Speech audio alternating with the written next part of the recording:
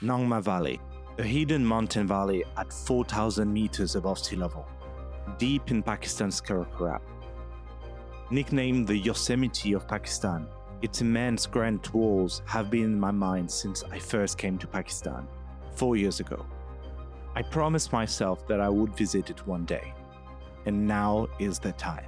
I'll do the trek at the hardest time of the year, in winter, when the trail is cold, the snow deep, and the valley almost empty. 3 days in the mountains, one goal, reaching one of the most remote and beautiful places on earth. Get ready for my hardest challenge so far. This is our winter journey into Nangma Valley.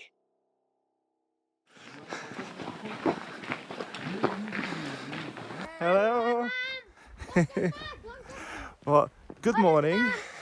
Today is the big day. We're gonna start the trek to Nangma Valley. We have 4 porters with us and of course my guide. And we're getting started. We should get to a base camp in 4 or 5 hours, which will already be quite nice. And then the day after, we finally reach Nangma Valley. So let's get started.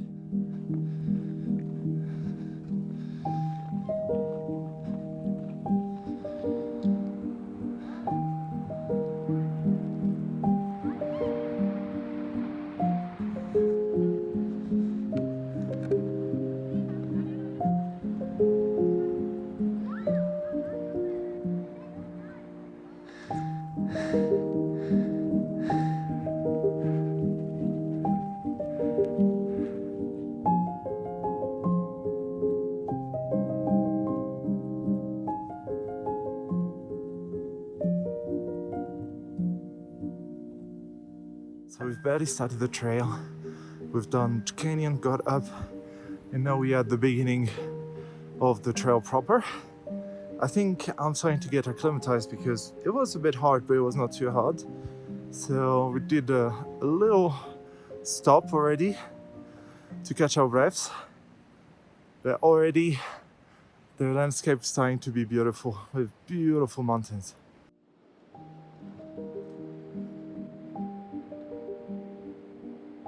I quickly realized that I had spoken too soon. We had barely begun the trek, and only now did the real challenges reveal themselves, deep in the shadow of the peaks. On the way there, under the winter sun, the air felt almost warm, but as soon as the sun disappeared behind the mountains, everything changed. The temperature dropped sharply, snow began to appear, and we had to push our way upward through the cold. The path became rougher and more exposed. We crossed makeshift bridges built from hastily gathered tree branches and walked on narrow paths surrounded by steep mountain drops. We have to continue all the way here. So tiring. It was during this part of the trek that I truly understood how wild the Karakoram mountains were, when my guide stopped suddenly and pointed to the ground. There, in the snow, were the footprints of a snow leopard.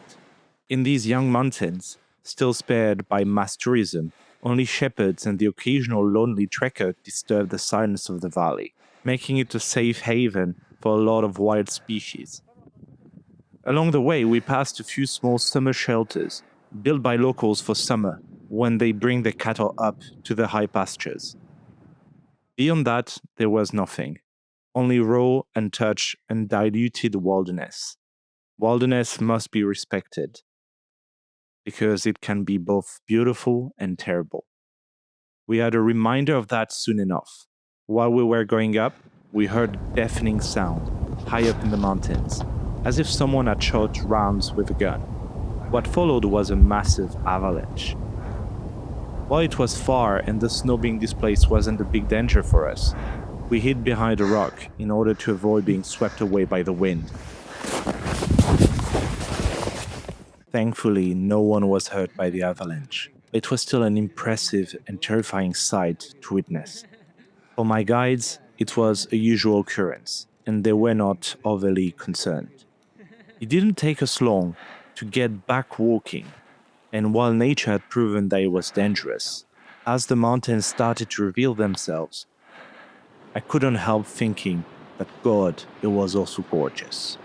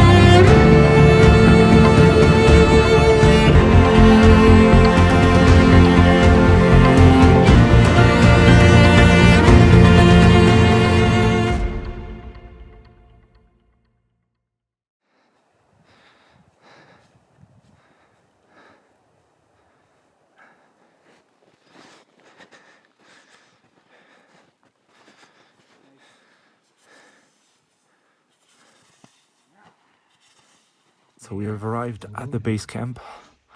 It took us 4 hours, more or less, and to me it felt like much more. But we are there.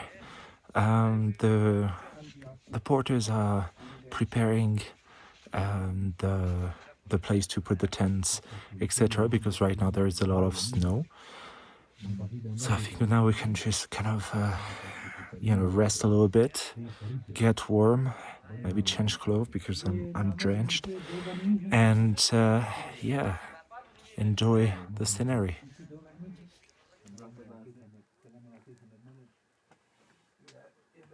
Camping in the high valley came with its own set of challenges. To warm ourselves and dry our clothes, we built a fire in one of the abandoned shepherd lodges. It sounded like a great idea at first, until I realized that there was no chimney for the smoke to escape. Very quickly, the whole shelter filled with it. Standing up became almost impossible, because the moment my head rose into the smoke, my eyes would start watering. So we stayed low, half crouched, around the fire, while our wet clothes slowly dried on branches hanging above us. By the end, they smelled like smoked sausages, but at least they were kind of dry. Our bathroom situation for the next 2 days was also not exactly luxurious. A few steps away from the lodge, there was a small platform exposed to the wind and the cold, with 2 holes dug into the ground. Let's just say that I plan to take care of my business as fast as possible in this freezing weather. And yet, despite how raw and uncomfortable everything was, the experience was strangely peaceful. There was no phone signal, no distractions, no endless crawling, just the mountains, the fire, the cold air, and the people around me. It gave me time to slow down, to talk, to share food, and to get closer to my team.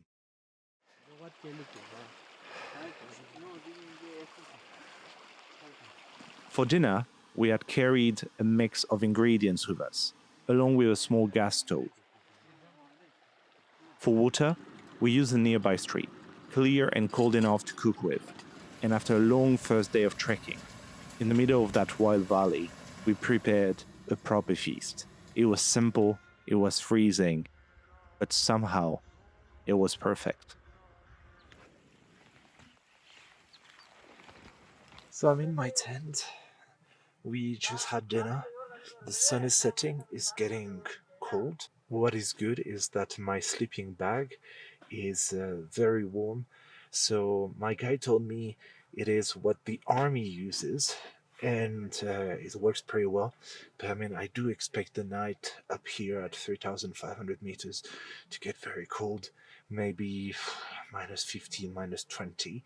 So I can already see some mist like when I breathe. But I guess that within the sleeping bag it will be fine. Probably not gonna stay up too long because I'm tired. We only walked 4 hours today, but it was quite intense. Tomorrow We are going to Nangma Valley. It's not very far, but there's a lot of snow, so it takes around 2 hours. Hopefully, it's gonna be as beautiful as people say. So I see you tomorrow. I'm gonna go to bed. See you tomorrow.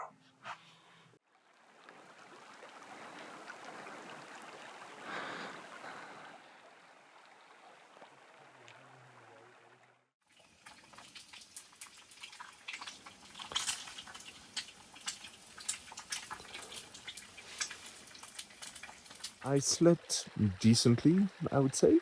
I did not get too cold because like the sleeping bag was very good, but still pretty shattered.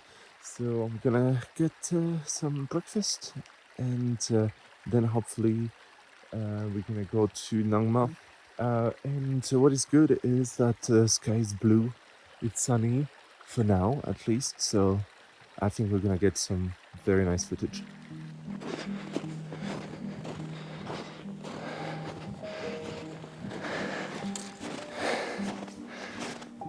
The trek to Nangma, even if it was supposed to be short, was harder than advertised because of the deep snow covering the way. We're probably the first people to do the trek since it last snowed, which made it hard to tell where the path lied. Honestly, even though the distance was much shorter, this hike felt almost as hard as the 4-hour trek we had done the day before.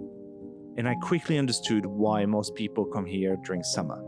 The cold, the snow, and the icy trail made everything so much more challenging.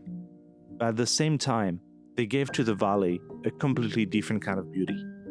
One that felt raw, silent, and almost untouched. Despite the suffering, I have to admit, I really enjoyed it.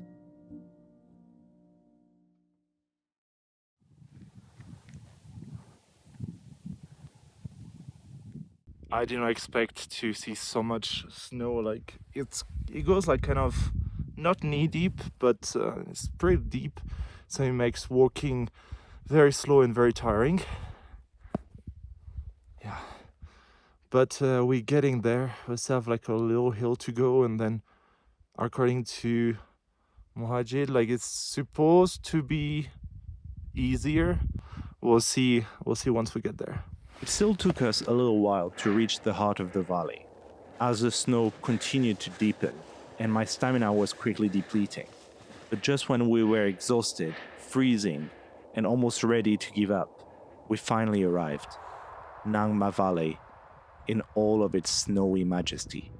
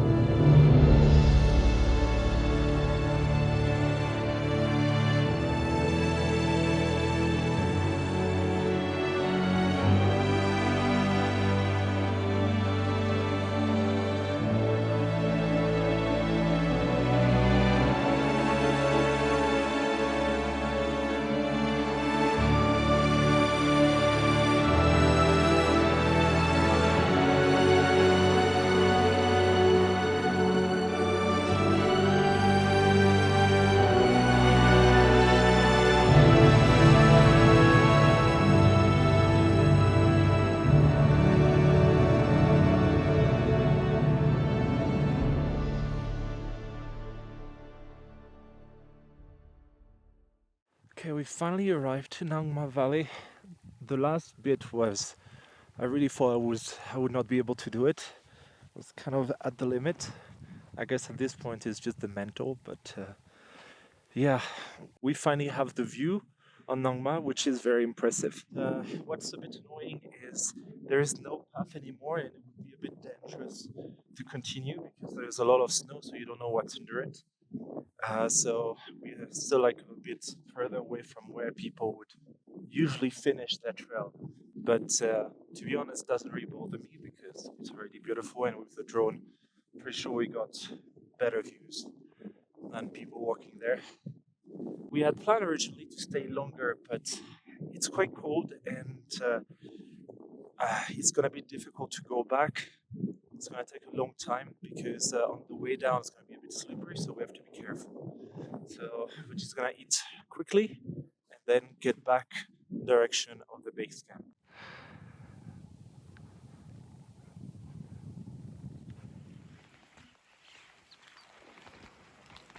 So we came back to our camp a couple of hours ago, and the way down was actually much easier than expected.